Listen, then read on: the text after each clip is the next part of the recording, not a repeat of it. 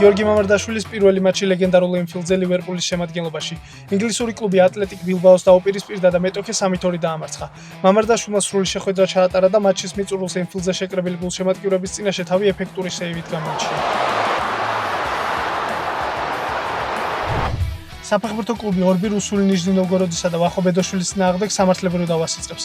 ორბი განცხადებაში წერს, რომ ბედოშვილი რუსულ კლუბში მათთან შეუთანხმებლად წავიდა, მიუხედავად იმისა, რომ ქართულ ფეხბურთელს შეთავაზება ევროპული კლუბებისგან ჰქონდა და კონტრაქტი ხელმოსაწერადაც კი იყო მზად. გუშინ გავრცელდა ინფორმაცია, რომ საქართველოს 21 წლამდელ თანაკრების ფეხბურთელმა რუსულ კლუბთან 3 წლიანი კონტრაქტი გააფორმა. მილანმა ლუკა მოდრიჩი ოფიციალურად წარადგინა. ლეგენდარული ხორვატი ფეხბურთელი ახალ კლუბში 14 ნომრიანი მაისურით იასპარეზებს. მოდრიჩი მილანში მადრიდის რეალიდან თავისუფალი აგენტის სტატუსით გადავიდა.